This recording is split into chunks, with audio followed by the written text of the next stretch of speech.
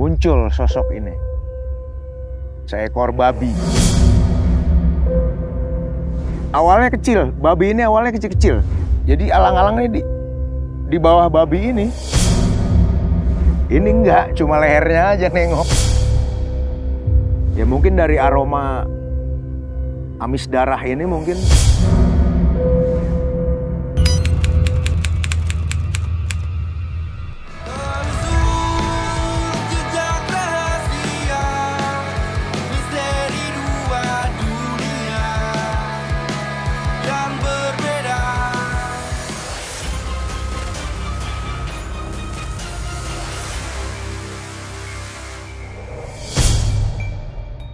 Gunung Gede, habitat bagi ribuan hewan dan surga bagi para pendaki. Banyak sekali kisah mistis yang terjadi di Gunung Gede ini.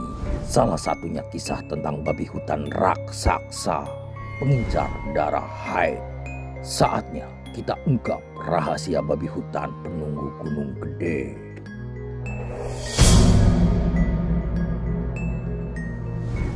Sobat Rahasia, jumpa lagi di Telusur Jejak Rahasia. Masih banyak rahasia-rahasia yang akan diungkap di TJR ini. Tapi sebelumnya jangan lupa subscribe, like, komen, dan tekan tombol loncengnya.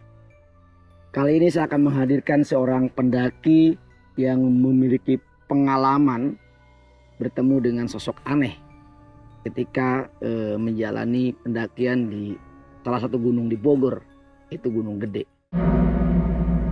Ini dia Kang Sabar, Sabda Alam. Selamat malam Kang Sabar. Malam. Mas jumpa lagi di TJR.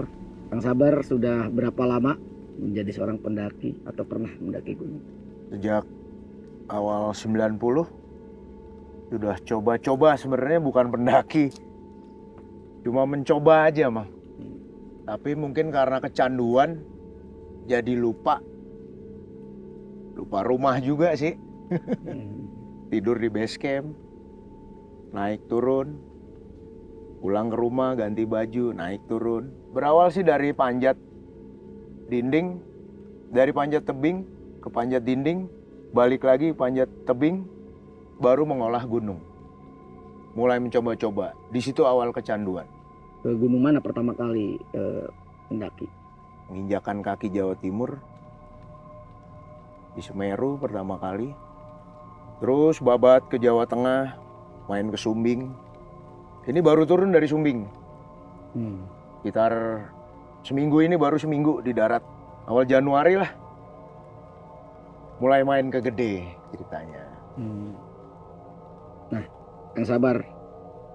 Kang Sabar punya pengalaman mistis ketika naik Gunung Gede. Betul itu? Ada, betul. Bisa diceritakan Kang Sabar? Pertengahan Januari 2022 ini sekitar 15 orang kita mendaki. Bertemu di titik kumpul di Ciawi, berangkat bareng, turun di Pasar Cibodas, kita mapai naik ojek ke atas ke base camp. Istirahat dulu di base camp, pagi kita start pendakian. Melewati pos 1, begitu tenang, damai. Pos 2, damai. Pos 3, Bayangan. Sampai di pos 3 Bayangan ini, pikiran agak berkecamuk. Ini mau lewat jalur evakuasi atau jalur umum. Karena mendaki bersama sepuh. Ya, saya anggap sepuh lah. Umur 50. Saya aja baru 44 tahun. Pikiran saya, oke, lewat jalur umum. 5-7 orang di depan, teman itu udah duluan, Mang. Mereka pasang tenda lebih dulu. Di belakang itu tinggal sisa sekitar 5 orang. Saya anggap saya paling muda. Karena saya selalu mendampingi di belakang, tapi saya di belakang. Tim sapu bersih lah ceritanya. Ngikuti yang sepuh ini. Mereka berhenti, saya berhenti. Mereka duduk, saya ikut duduk. Terus jalan. Sampai melewati pos bayangan tadi, menuju pos 3. Buntut Lutung, pos 3 itu namanya. Rest lagi, sempat bikin kopi. Berarti jalur putri ya? Jalur putri, jalur basah. Bikin kopi, ngobrol, bercanda-bercanda, hahaha, ketawa-ketawa, ceng-cengan, biasa lah. Packing lagi, mulai start, jalan lagi. Menuju pos 4. Ceritanya. Terus jalan. Pos 3 terlewati, kita nggak rest. Tadi kan di pos bayangan tuh. Lanjut. Naik terus. Menuju pos 4. Sampai pos 4, itu kira-kira jam 5. Saya teriak. Mbak, Mas, ini sebentar lagi mau maghrib. Jangan sampai di Surya Kencana sampai maghrib. Karena cuaca sudah gelap. Udah gelap gulita. Saya sendiri nggak bawa headlamp. Hanya senter tembak. Dan itu pun senter baterai yang mungkin udah 3 bulan, 4 bulan lah belum saya ganti. Tapi lumayan. Dari mulai pos berapa tuh? Pos 4. Itu udah gelap. Itu jam 5 sore.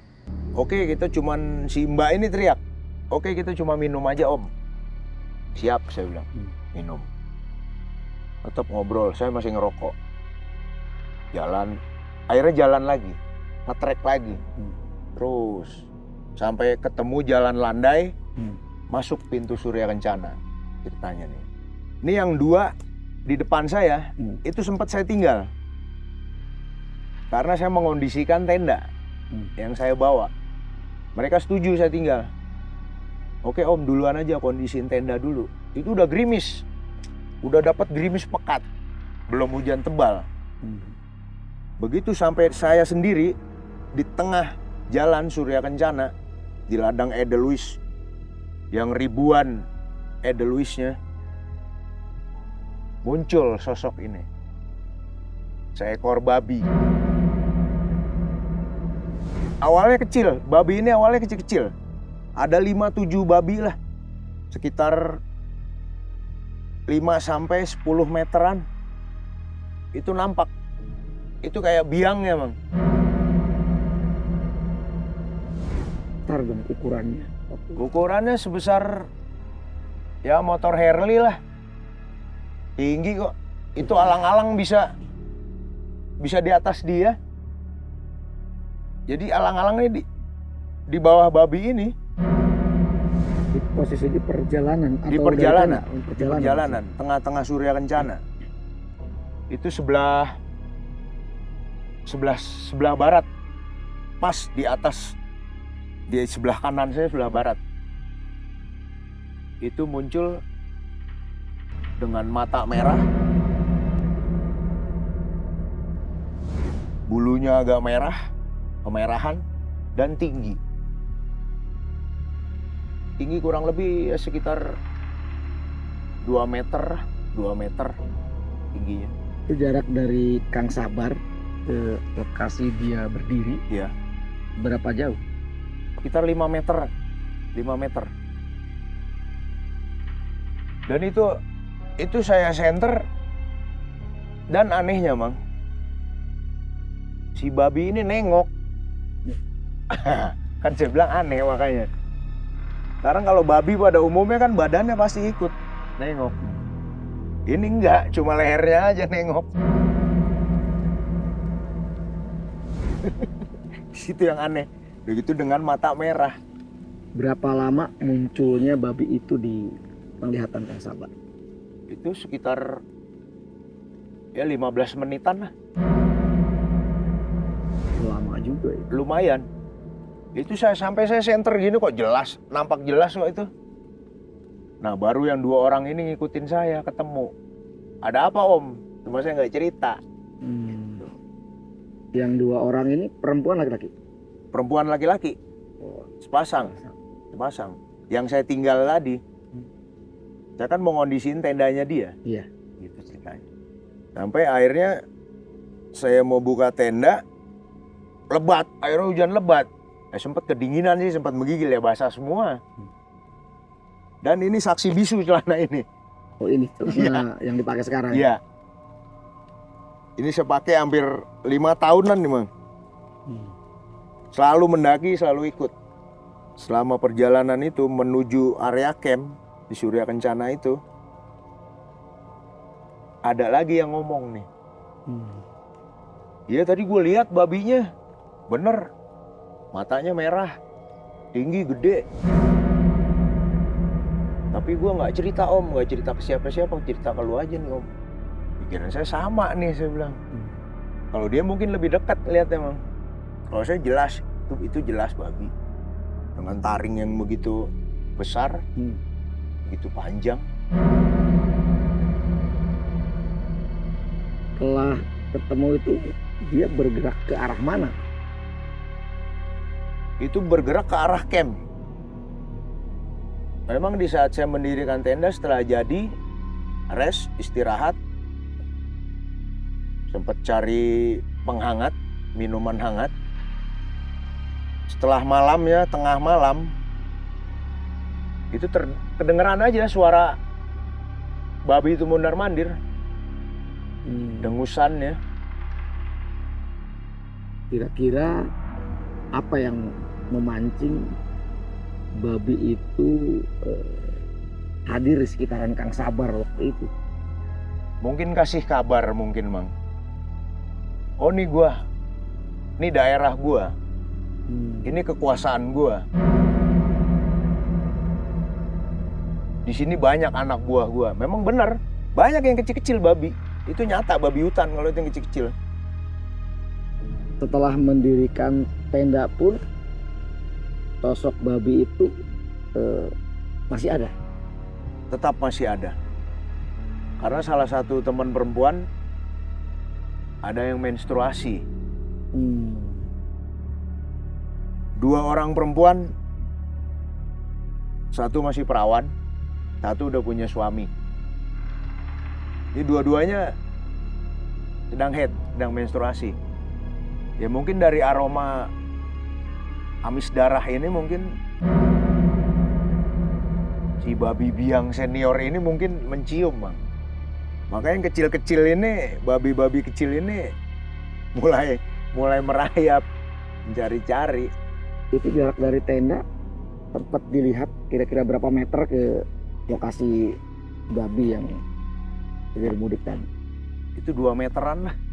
Kalau itu dekat, lebih dekat kalau itu. Teman Kang Sabar ada yang melihat juga atau hanya Kang Sabar sendiri waktu itu? Ada teman yang melihat. Teman laki-laki dan teman perempuan ada yang lihat. Yang perawan ini lebih jelas dia yang lihat. Karena tenda kita lumayan jauh jaraknya. Lumayan jauh. Saya dapat sebelah utara, dia sebelah selatan. Jadi ketika saya melewati tenda dia, baru tenda saya. Tenda saya itu arah ke puncak. Sampai jam berapa kehadiran babi itu di sekitaran tenda Kang Sabar?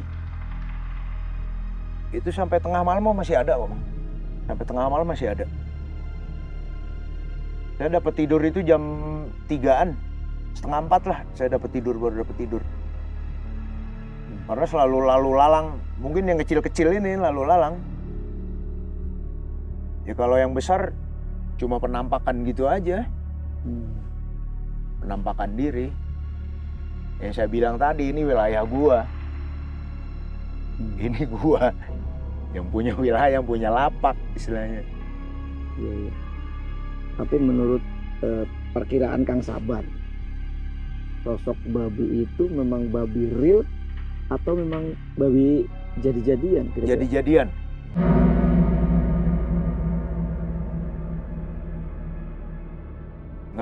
Nggak masuk logika aja, Mang. Sekarang senormalnya babi, besar sebesar apa sih? Apalagi babi hutan. Dengan mata merah. Semua serba merah. Hanya dialami di Turken aja atau memang di pas pendakian kah atau di tempat lain? Itu di pos 3 Bayangan, pas mau naik menuju pos 3 Buntut Lutung, itu kalau Gunung Gede kan banyak yang jualan. Nah di depan pos 3 Bayangan ini warungnya diacak-acak udah sama babi. Banyak yang acak-acak, kayak tepung tuh udah diacak-acak. Emang itu jalur babi kalau saya bilang. Berarti itu babi real berarti kan? Babi real kalau itu. Itu masih siang itu aja. Nah, kalau ketemu seperti itu, bagaimana sikap kita ya ketika menghadapi sosok babi yang tidak masuk akal atau makhluk yang tidak masuk akal ketika kita mendaki? Kira-kira sikap Kang Sabar sendiri bagaimana? Sehingga sobat rahasia bisa menjadi bahan acuan ketika ketemu sosok yang sama di... Kalau pribadi saya, tetap yang saya yakini, yang saya baca, salawat nariyah. Itu yang saya baca, selalu saya baca. Salawat itu selalu saya baca. Karena itu warisan dari babeh saya, almarhum. Selalu itu saya baca. Ya, artinya kita tidak boleh meninggalkan kedekatan kita dengan Gusti Allah. Tuhan Allah Subhanahu wa taala. Subhanahu wa taala. Kembali ke teman yang lagi menstruasi tadi. Iya. Perasaan dia seperti tanya Kang Sabar waktu paginya ya. Seperti tanya ke mereka. Tapi dia nggak banyak bicara ke teman lain, Mang. Awal dia bicara ke teman cowok dulu, teman saya satu. Baru bicara ke saya. Saya bilang, itu mindset kamu aja kali, saya bilang. Itu hanya mindset, saya bilang. Saya juga nggak cerita, kalau saya udah lihat. Tetap. Terus sampai begitu turun pun begitu. Lalu saya dampingin. Karena dia mens. Ngerinya terjadi apa-apa. Kan begitu turun itu kan jangan sampai ngelewatin maghrib di pos 3 ini, di Buntut Lutung. Dan jangan sekali-sekali rest di situ pas maghrib. Lebih baik lewatin. Di pos 3 tadi. Pos 3. Itu dapat mandat gitu penduduk asli situ aja yang bilang. Daripada terjadi yang nggak diinginkan, lebih baik kemudian lewatin.